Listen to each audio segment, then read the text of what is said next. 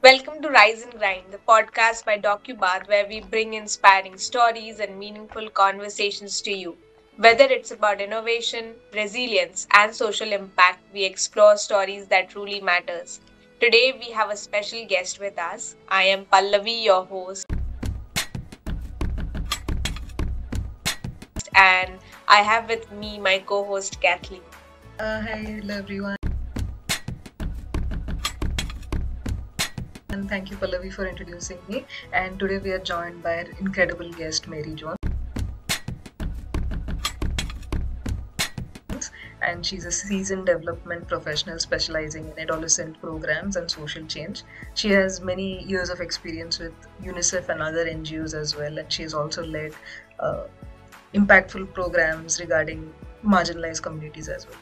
We can't wait to get into her journey and learn more about how AI has shaped and changed the social world. So, welcome to the podcast, ma'am.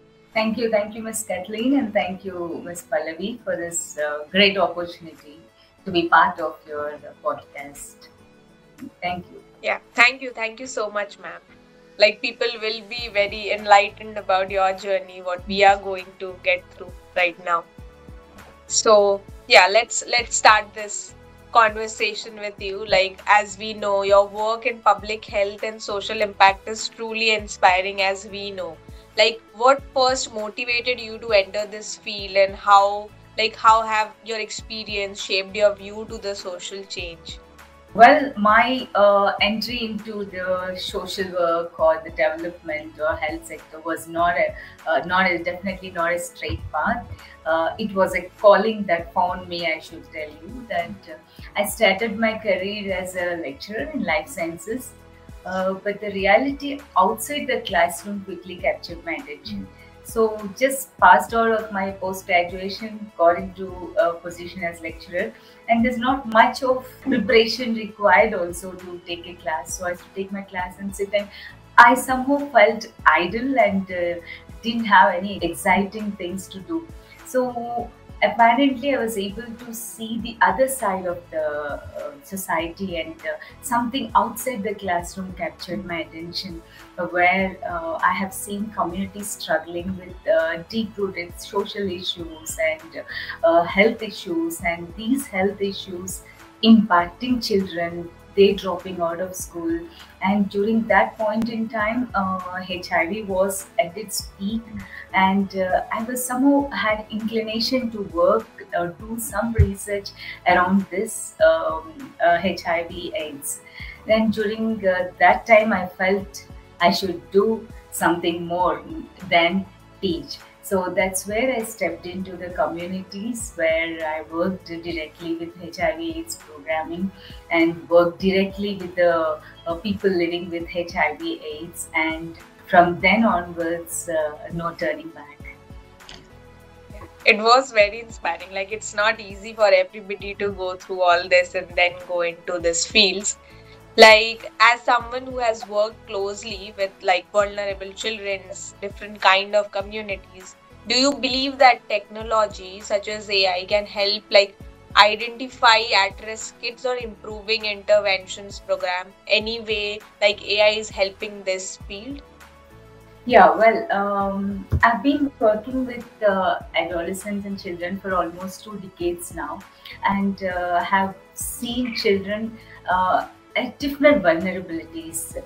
Some are vulnerable because they lost both their parents, and apparently they switch into the role of their parents. They drop out of the school and take up household work, and some drop out of the school and go out to earn their bread for the family, and few are pushed into the child marriage because parents are sick or parents want to get rid of them. So these are different vulnerabilities and risk children I have seen. But what I felt was these high risk children, the biggest challenge in working with them is um, identifying them early, Yeah. identifying them before it's too late. And Yeah. I feel AI can be a game changer there. For example, AI driven monitoring tools can analyze school attendance and flag children at risk of dropping out of out of their class. And even these AI tools can able to kind of identify the patterns of child marriage, where the child marriage is happening. And social media tracking can detect early signs of trafficking. So in this way, I feel these vulnerable children and the children at a high risk can be identified early, so that we Yeah. can prevent them from getting into the danger. Yes. Like it's really helpful when it comes to all these things. Yes, and then I always feel the real magic happens when technology meets community engagement. When AI alerts us to a vulnerable child, then the social worker steps in there. Not as just as a responder, but somebody who can mentor them and guide them. So Yeah, mostly emotional intelligence helps there as yes, a yes. yeah. Right. So now, like skipping to a very big part, that is funding. Like funding is a major challenge for many NGOs. Like, what do you think? How technology or how people are helping small organization gets better, or it grants for more benefits than the larger ones in technology plus and as in human community, as in funding. Okay. So what I feel is I work for both the larger funding NGOs and also monitor the small scale NGOs. So technology can actually level the playing field if it is accessible. So say for example, big NGOs will have some budget to invest in such advanced technology or like AI driven solutions. But what about the small organizations or small CSOs which work with the grassroots? So if this technology can be democratized and if AI and other advanced tools can be made as an open source data tools, or we have now AI assisted grant writing and automated monitoring system, all these can help our small NGOs. And apparently the small NGO must be doing a wonderful job or a very impactful job where identifying the children, for example, who are having nutritional deficiency. So for them, these tools can actually be a game changer on the ground. Yeah.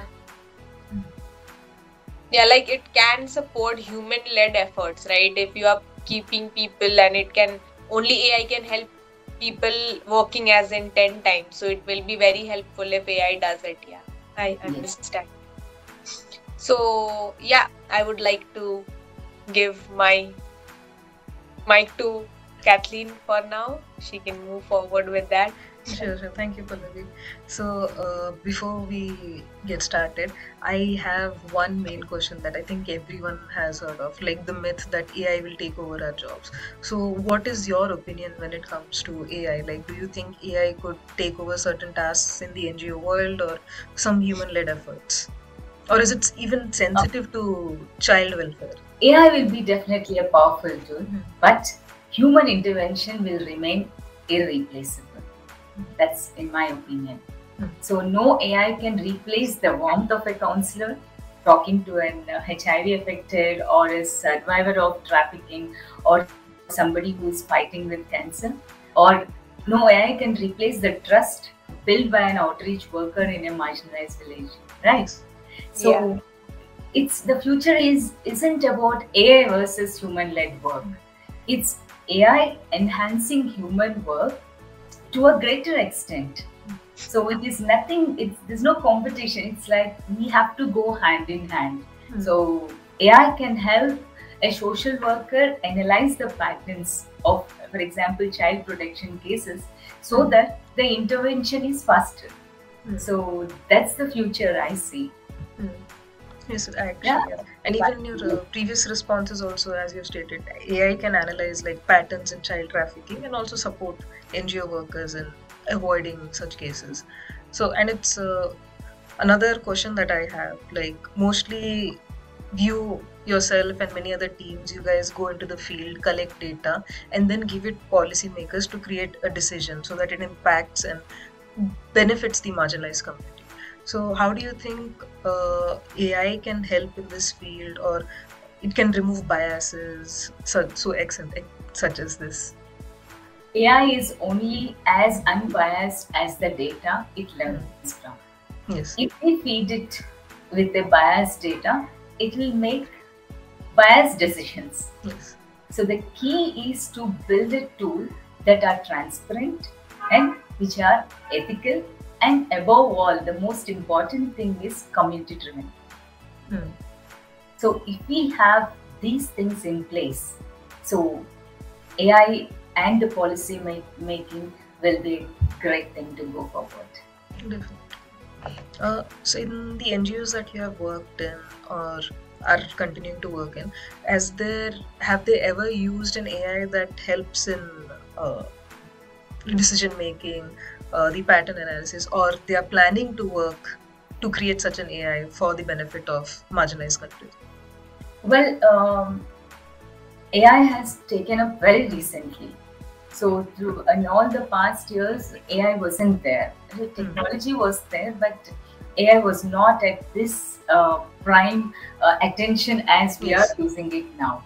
Okay, so definitely, because when there is data given, so this outreach workers or the people who work in the field spend a lot of their time in entering the data, analyzing the data. So if AI can be replaced with all of this, then the job of the social worker becomes very easy, and they can actually do the best work like connecting people, empowering people, and transforming people. So AI has a very important role in data entry and monitoring. If it can handle this, and I feel it will be more productive in the field in reaching out to people who are in need. And have you heard of any myths while you're working or from your co-workers about AI and the social work? Maybe they say that maybe I won't get my job today because AI might replace XYZ documentation work. So have you had any kind of conversation like this with your co-workers, etc.? Not have you ever heard? I think we keep hearing every day. So advancement that is taking place. So every day, all our colleagues or friends, you have that fear of insecurity. Yes. That AI will replace humans and AI will replace. The biggest misconception is that AI is here to take over. Yes. In my opinion, in reality, AI is here to take the load off. So if we have that understanding as how we can utilize these AI tools and AI for doing the job better and easy and quicker. So then I think we will not have that misconception or insecurities for everything. Definitely. And as you were saying, like AI could take up jobs that are frequent, like documentation work or an employee's report writing, XYZ. So, but I want to know, how was it like for you to go into the field, interact with people, the marginalized community? Because especially with your battle with cancer, which has been an inspiring story, and I have seen how things have impacted you. So I want to know your perspective on life as a social worker. How were you able to manage both your health as well as the children? Well, I think, can I take a moment of telling you about my story? Definitely. Okay. Yes. Yeah, sure. Because that is brought out. So when you hear the word cancer, everything stops. Yeah. Your plans, your career, your daily routine. Suddenly you are forced into a battle which you never signed up for. But it gave me a lot of clarity. So the moment I was diagnosed with it, it actually took me back to my communities and my past work where I've been working. So I have spent almost close to 2 decades of my prime youth with the communities and vulnerable population, helping children and adolescents fight their rights. And that reminded me that I have to fight my own life now. And have been counseling so many of the individuals, giving hope, telling them that there is hope. If you are in HIV/AIDS stage 4, still there is hope, is what I used to tell them. But what I learned is, I'm into that stage, and I had to navigate uncertainty, resilience, and survival all by myself. So actually, this experience taught me that real change, whether it is in health or education or social change, happens only when you refuse to give up. So Yeah. Yes, hear definitely. how tough the battle is, you cannot give up. So it actually made me even more realized to work with passion. Now I have that luxury of working with an experience where I can empathize with people. So now when I reach out to children, I have a different experience. Now when I reach out to somebody who is sick, I have a different experience. You know, it speaks from within. So there's nothing like you will be all right. You know, don't worry. Take one thing at a time. Doesn't come just from my lips, but it comes with a experience and with a true living in it. Is what brought change. Do you think like everybody can't understand the feeling, or who is just going through that can only understand what is the feeling? Yes, 100%. So when you go through it, you actually know what it is. There is a difference between sympathy and empathy, which we all know, right? Sympathy is actually we are sympathetic to some people who are having a difficult battle because we feel bad for them. But empathy is you get into their shoes. So this empathetic, you will become more empathetic because you exactly know how it feels, what it pains, where is the uncertainty, how low you feel, you know, what is that you did, what is that somebody who inspires you, somebody who talks positive about your situation. So all this happens only when you experience it. When you experience it, the impact of your words is very good, is what I experienced, and I take it that way. So, would you say that it helped you connect on a personal level with children who had HIV and AIDS? Because at the time they were treated as untouchables, etc. When I see children and adolescents struggling with stigma, so when I was working, you know, even now, HIV and other things are still stigmatized. Yes. So when you see them struggling with stigma, whether due to HIV, AIDS, or poverty, or trauma, I understand their journey in a way I never did before. So I know what it feels like to be part of the system and not being cared for. Yes. So I know what it requires, what is the strength that is required to stand up for your rights, and what is the strength you require not to give up in the situation where you are. So that actually connected me stronger to the community, connected me stronger to the people who are suffering, and I really feel fortunate for going through this difficult journey. This is actually like on a deeper level, we can see how passionate you are about this and how this has impacted your life. I'm pretty sure there are many stories of how people have been very happy with you reaching out to them, connecting with them. I think that is very important when it comes to being a social worker. Yes. So my other question would be, what was the toughest moment that you had to keep facing or faced during your journey with cancer? So my toughest moment in journey of cancer is I know the facts and figures around my scenario, where doctors felt it would be a little difficult for me to make it to the other end, while the family and loved ones always, you know, had lived with the fear of uncertainty. What happens next? I was not scared of the physical trauma that I was going through, because each day, if I had survived, it means I survived. So that difficult it was on a physical note. So, but mentally, I was talking to myself and telling myself not to give up. So during times when you're pushed to an emergency, thinking that this is not going to happen, even during that time, telling myself that it's going to be fine, I'm not going to give up, was something very tough, and I had to stick to that no matter what. So like that gave you drive, that gave you the reason to keep pushing, keep living and make others' life also the same, giving them hope. Like you became the light bearer or torch bearer, as someone would say, in a lot of people's lives. Um, so as we were discussing previously, like it helped you connect with a lot of people. So and even now there are many people who are facing illnesses and often either isolate themselves or feel isolated. Uh, what message would you like to give to our viewers or audience, for whoever is listening right now? What message would you give them that will help them keep pushing through life? Take it one day at a time. Some days will be tough, some days will be unbearable, but every small step forward counts. And surround yourself with people who uplift you. And most importantly, don't let your illness define you.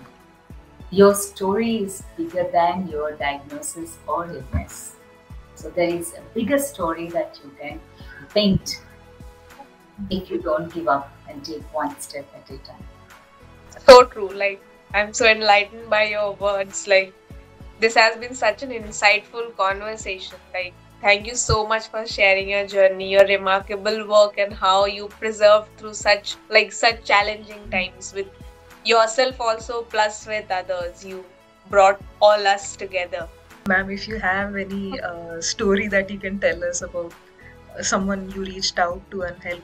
There are many stories. I think one I remember was while I was taking this battle itself. I was sitting and there was no hair. All my hair is gone, and sitting. And before you see the doctor, you got to wait long hours. So I have seen one lady who was absolutely very depressed and troubled in the OP area. So I just asked her, "Are you okay? Is anything wrong?" She looked at me with my cap and she said, "Are you also taking treatment?" So I said, "Yes, I am taking treatment." And she asked me, "Okay, what is chemotherapy like? What happens?" So if you ask me if I had to tell the truth, I have to tell her it's very challenging. So at that moment, I was able to tell her that this is what it is, and it is just a medicine that gets into your body through drips. You just can lie down and you can just lead life normally if you are positive. So if you're positive, you can really do wonders, is what I told her. So, and she was very happy to listen that, because normally chemotherapy, the moment you hear that word, it's a lot of years, and I know people get really scared, and she was really enlightened. So on that day, I actually came back and wrote it on my journal that, while during this journey, I was able to talk to somebody who's apparently going through the similar. And I'm a senior to her because I completed 2 chemotherapies and she was in the initial stage of diagnosis. So I was able to tell her that, and even today I feel very satisfied that I was able to, tell her about this treatment. And even now, my own aunt, my mom's sister, is also going through a similar battle. So what my role is only to tell her it's going to be fine, and you have to fight it, no matter what stage it is or how difficult it is. We got to fight this battle, and and really we have to leave it in the hands of God, is what is my belief system. I think that is very important. In a lot of people, they look for reassurance, even if it's bad news or anything. We want to be reassured that it'll be okay and we can pull through.